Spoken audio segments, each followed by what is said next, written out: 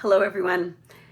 Today's story at the well is from Matthew 5, 1 through 12. And I hope if you're scrolling through Stream, you saw the little exercise we did at the beginning, that maybe you tried it. So we wanted to know how many phrases or slang phrases could you come up with that use the word bless, blessing, or blessed. And so I'm just curious if you got some of these. Here's a few that were on our list from tonight. Obviously, bless you, or bless your heart, bless my soul. I feel like some of these are very Southern. Things can be a mixed blessing, or something can be a blessing and a curse. And someone tonight came up with blessing in disguise. Bless my stars. I wonder if you've ever used that one. Or you just look at someone and say, be blessed. I don't think I've ever said that, actually. God bless you. Either God bless you as a thank you, or God bless you because you sneezed, so God bless you. Here's a couple that I have not heard used too often, and I'm not sure that they're terribly complimentary. One is bless your little cotton socks. I've never heard that one. Or how about bless your pointy little head? I'm pretty sure that one is being facetious. Someone is blessed with the gift of gab, or maybe blessed with some other gift. Count your blessings, that's one. God bless America, or maybe from Monty Python, blessed are the cheesemakers, which leads us right into the topic tonight. But you may have some others that you came up with. I know our group did tonight too. So we just wanted to think about this word blessing and understand its equivalent, like happiness or contentment, or what does it really mean? Because some Bibles you'll pick up and read Matthew 5, 1 through 7, it says, happy are those. And we're going to read from a translation tonight that says, blessed are those. But we still want to understand what is going on in this story. And so before we do that, though, let's talk about what was happening before this story. Before Jesus looks out down a hill at a group of people that have been following him and that he's been teaching and traveling with, before that, let's rewind. A couple of chapters before, he spends 40 days in the desert, 40 days and nights in the wilderness. And I'm pretty sure in this experience, he's hungry and thirsty. He hasn't been eating or drinking. I don't know if he drank. I don't know if he made it a whole 40 days on not drinking or not, but definitely not eating, not a lot to drink. I'm sure not a very comfortable place to sleep. So he's tired. He's alone, possibly lonely. If I had to go 40 days without speaking to another human being, I would be lonely. And also just maybe overwhelmed with the weight of the burden he knows he's carrying. And just trying to wrestle through some big stuff. I can think of some times in my life when I've been frustrated, wandering, hungry, maybe hungry for food, or hungry for answers, or hungry to belong, hungry for success, and alone. I've definitely felt alone. And so I want us to try to connect with our own wilderness experiences in understanding what Jesus was doing a few chapters before in wandering the wilderness. And while he was in the wilderness, the character, the person, the presence, whatever we want to call the personality of Satan, comes, and there's this temptation. And the voice that tempts him offers Jesus three things. He offers him the ability to not need anyone or anything. He says, take this stone and turn it into bread. You've got the power to do that. You don't need anyone. You don't need any rules. You don't need relationship. You can do what you need. You can get what you want just by the snap of your hand. So there's a temptation to just not need anyone or anything. And then there's the temptation to have significance and power and be able to just do whatever he wants. And so the voice that tempts him says, look, you could just walk right off this cliff, and the angels of God would come and rescue you because you're that important. And so what do you just do what you want, because it's all going to work out for you. And so the temptation to just do whatever he wants, and to have whatever power and influence he wants, because he can.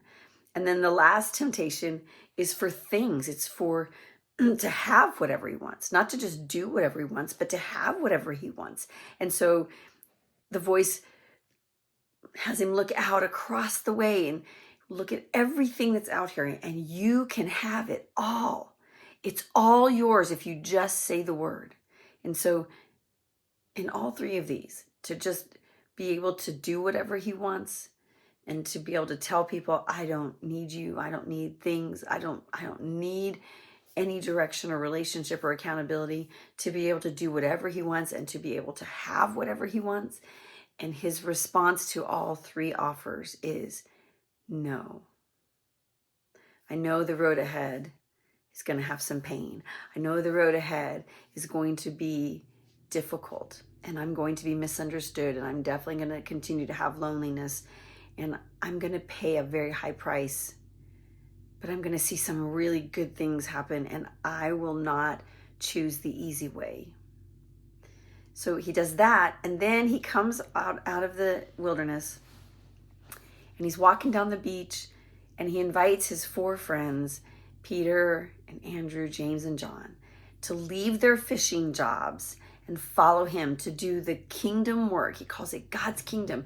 And we're going to do this work to restore people in their lives and restore them to each other and restore them to God. And he invites them to leave the jobs that they are doing and to join him in this work. And they do. So that's what's happened before this chapter. And then what happens now is he's been traveling, and when he encounters people, they're changed. So people who are disabled, who are really struggling, who are really sick, come to him, and they just want to be in his presence. But then his presence, his words, his touch heals them.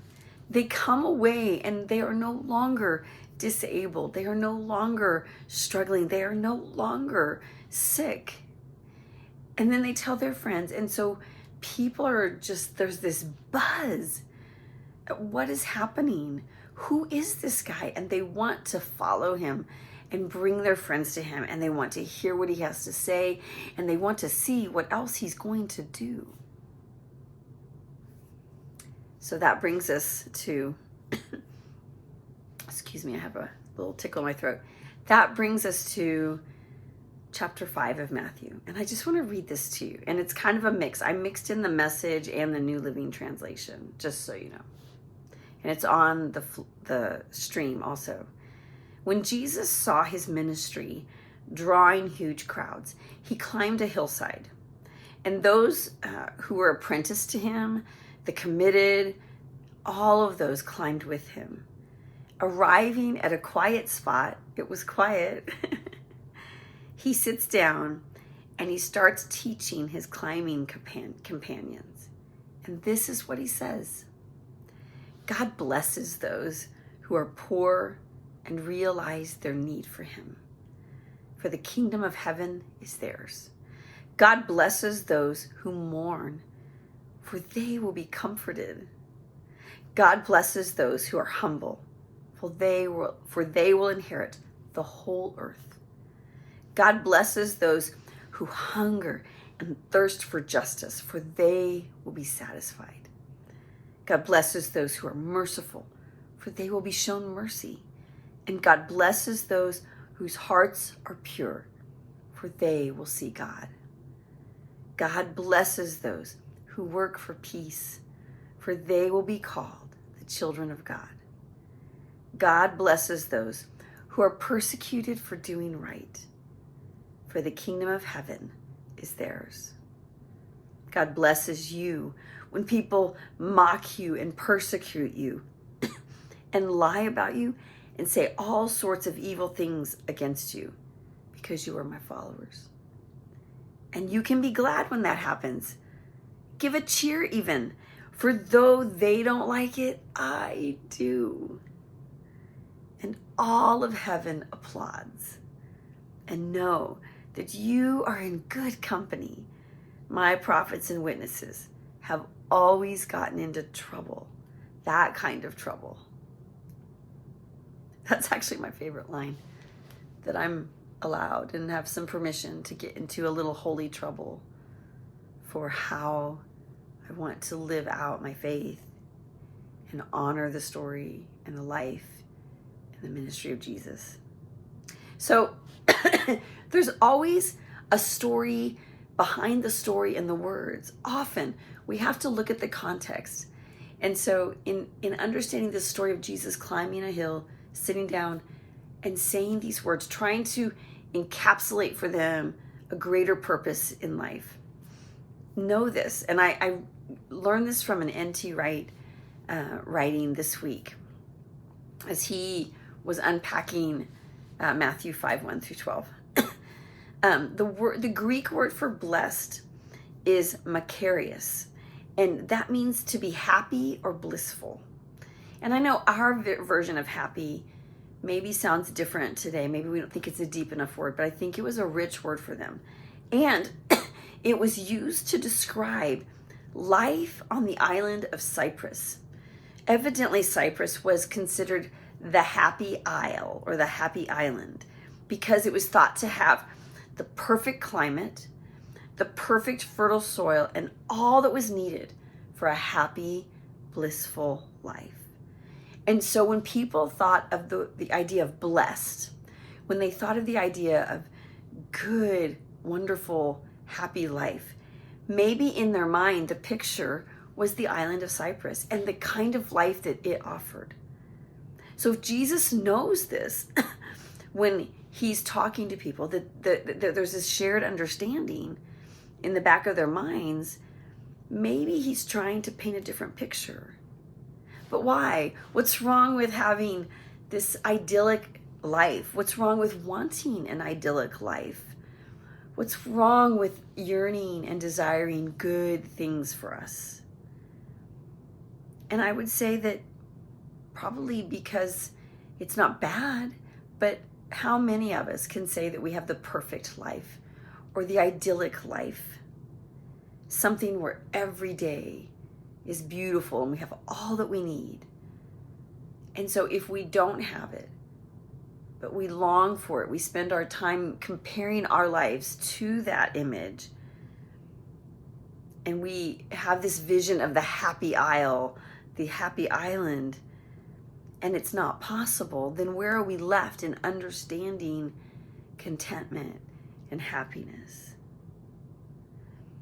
And I don't think it's about trying to escape the circumstances we're in, but that maybe Jesus is trying to help us not miss what's right in front of us. So listen, it's almost as if he has been thinking about the voice of the tempter in the wilderness and how in those 40 days, all the things he was offered. And maybe he's thinking how easily we can fall into the pursuit of the easiest happy, the easiest kind of happy things. And those things that we desire to fill us, to give us identity and purpose. But really, they really don't. And they can't. And things that gratify us sometimes can't help us grow and be better as a human. An interesting thing to think about, all the people that were coming to Jesus.